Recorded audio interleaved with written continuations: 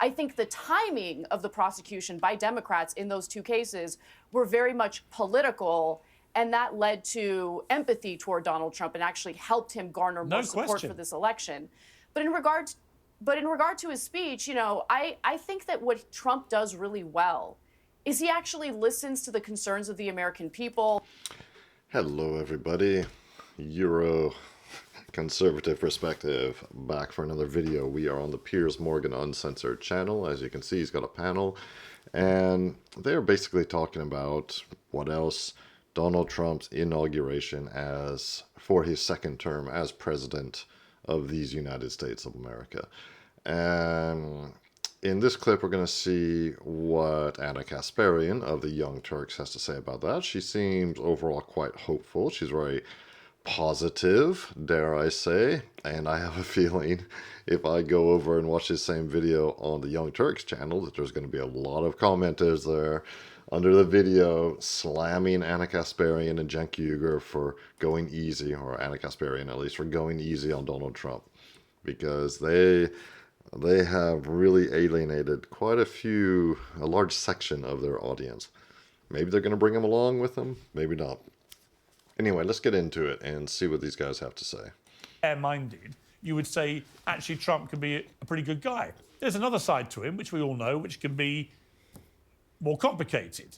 He trash talks people in a way that people don't like. He does stuff which winds people up, and so on and so on. And he has some policies which are awful, as all presidents do. How do you best describe him, Elizabeth, to people who don't really get him? You spend a lot of time around him. How do you see him? There's a lot to unpack there. Number one, my apologies for the faces. My husband always says I don't have a poker face, and I guess that is coming out right now.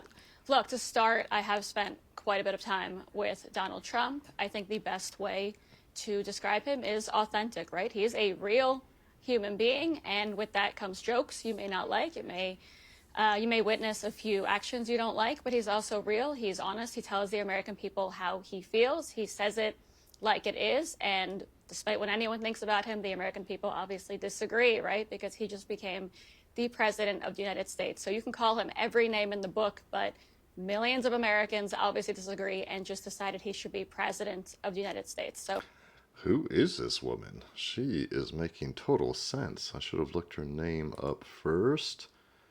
Oh, I feel like sorry, indulge me here for a second. No, it's none of these. Anyway, I'm going to find out who this lady is. She seems very intelligent, and yeah, what she said was just 100% the truth there. Obviously, Trump is able to connect with real people. Yes, he's a billionaire, a New York billionaire, real estate mogul, reality TV star, and all that. Yes, he's got gold-plated toilets in his hotel or whatever. But he has the common touch, nevertheless, and he is authentic. He gets his point across.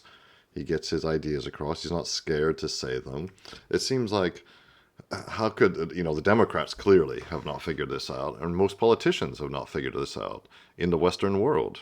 In my country, in the UK, God forbid the UK. Maybe Nigel Farage of the Reform Party, which is not one of the main parties in the UK.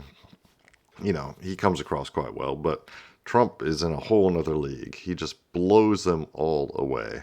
He blows them all away. I mean, don't get me started on politicians of Belgium, of all places. But he says what he means, and he means what he says. And if it comes out kind of mean and belligerent and, off color, so be it, we're supposed to be grown-ups, aren't we? Aren't we supposed to be grown-ups out here? So yeah, this lady gets it. I'm going to look into her, maybe find some videos to comment on, because she seems like she gets it. So I think that's where we can leave that. I think when it comes to claiming that Donald Trump is going to go after his political opponents, it's laughable considering what we just witnessed for the last few years, considering what I have seen on the sidelines happen to President Trump himself, happen to his family, who I know very well, happen to his staff, happen to people like me. I haven't talked about it. I've kept quiet waiting for today, right? Waiting for Donald Trump to get sworn in. But they went after me, too. They went after my family, too. This DOJ wanted to crush any opposition that they had because they were so terrified of Donald Trump being as popular as they knew that he was, and the moment that we all witnessed today, Donald Trump becoming president again. The fact is, he stood there, said he would not go after his political opponents, was sworn in today in front of a crowd of people, many of which not only hoped that he would spend the remainder of his life in prison, but worked to make that happen. And he said he was not going to do the same thing to anyone else. You can lie about it all you want. That is not what he said. And I cannot wait for him to prove everybody wrong and be the president the American people deserve for the next 4 years. He couldn't have been clearer. And honestly, Joe, the irony of saying that this was all something that Trump's bears when he's literally been the victim of this for the last year in the most unprecedented manner. When you take a president of the United States, I'm going to say this one more time, through a criminal court for the first time ever that it's ever happened. And the reason you do it is because he may or may not have had a one-night stand with a porn star nearly 20 years ago and shuffled a bit of paper about it. It's a humiliating day for not just him and his family, but for America, for the American justice system, for the American presidential system. It was an absolute joke to drag Trump through a criminal court for such a pathetic and petty case like that. And if that had happened to a Democrat, by the way, you'd have all led the charge of how outrageous it was. Let me bring in Anna Kasparian on this. I mean, Anna, the sense I got watching Trump today is the sense I've got from speaking to him quite a lot in the last few months. I've had 5 or 6 conversations with him since he got shot. And I've definitely detected a man who is unbelievably grateful to be alive, that he genuinely understands that he came within half an inch of death, and very nearly it happened again a few weeks later in the golf course, which was another appalling failure by the Secret Service. So he feels that very strongly, and I think that would affect any human being, anyone. But secondly, he feels the hand of history. He hasn't got a campaign anymore. All he's got left now is to deliver on his big promises, and if he does that, to leave a legacy as potentially one of the great American presidents. I mean, I hope your interpretation is correct. I mean, obviously, being the target of an assassination not once but twice is a traumatic situation to experience, and maybe it changed him to some extent. You know, but I do want to just quickly go back to the points made in regard to the investigations. I really hope that Trump doesn't waste his time in his last term focusing on retaliation against his political opponents. So we're going to have to wait and see about that. I largely agree in regard to Alvin Bragg's prosecution of Donald Trump as it pertains to, you know, his extramarital affairs with adult actresses. I like that you're giving him the benefit of the doubt, but don't be a cheeky little devil, you. Okay, you know that he had an affair. That's why the hush money payments were paid. But I think that that investigation and prosecution really paled in comparison to the classified documents case and the attempt to overturn the 2020 presidential election. I think the timing of the prosecution by Democrats in those 2 cases were very much political, and that led to empathy toward Donald Trump and actually helped him garner more support for this election. But in regard to his speech, you know, I think that what Trump does really well is he actually listens to the concerns of the American people. Polling for years indicated that the majority of Americans were concerned about inflation, concerned about undocumented immigration. And while the Democrats tend to think that this strategy of denying and pretending it doesn't happen or isn't happening is somehow a successful strategy, it clearly is not. He pays attention to what people are concerned about, and he speaks to those issues. And I really hope that this is a teachable moment for the Democratic Party. So far, I've seen them refuse to take any personal responsibility for their failures and foibles. I don't think they've learned, honestly. Cycle. Yeah, honestly, and I don't see any evidence so far that Democrats have learned a damn thing. I don't see any evidence whatsoever that the Democrats have learned a damn thing either. And I think Piers Morgan's completely right. Anna Kasparian of the Young Turks is 100% right. She hopes that they learn something, but I don't think there's any evidence of it. Maybe they will. I'm sure the Democrats have some smart people on their side, but there's not been much evidence of it. They could not be further from the party of the common man. It's very interesting. You know, at my age, I'm 59 years old.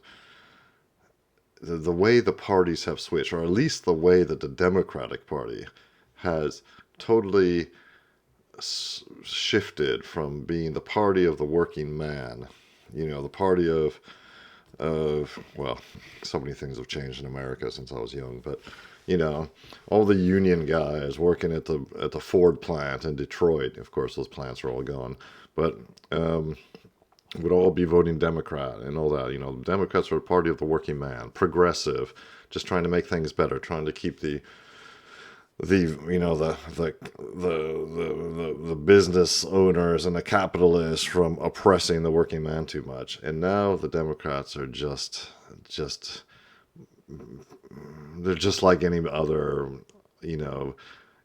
political organization, completely beholden to corporate interests and big money and powerful lobbyists and all that. They do not represent the working person at all, not even close. And someone like Donald Trump can, working people feel much more, they see or feel in Donald Trump a kindred spirit, even though he is not at all like them. No working person has had the background of Donald Trump, yet somehow he has that common touch. And it is amazing. And it's amazing. I mean, it's not that difficult. It's not difficult to be a real person, but of course, politicians, or at least federal level politicians in the United States, being a real person, if you're a real person, if you have like some human consideration and all that, it's you're practically disqualified for the job. So you would think it wouldn't be that difficult, but like they say, I guess anybody who wants to go into national politics is by definition not qualified to be in them, or something like that. So Donald Trump has pulled it off. As I record this, he was inaugurated yesterday, January 20th, in 2025, for his second term. And it's interesting that Piers Morgan mentioned that he's talked to Trump several times since he's near assassination. And yeah, Trump's has already shown quite a bit of energy in his first couple of days in office. So maybe he is different. Maybe something has changed. Maybe he won't get bogged down in the swamp this time like he did in his first term. Let's hope, for those of us, all those of you out there listening who support Trump, fingers crossed, and, prayers to him and his team, and let's hope he makes good choices. His appointments, let's hope his appointments, the people he chooses actually work for him and not against him. So, interesting little clip there. Let me know what you think in the comments. And, of course, feel free to like and subscribe. It really helps me grow the channel and continue making content for you. I will see you in the next video.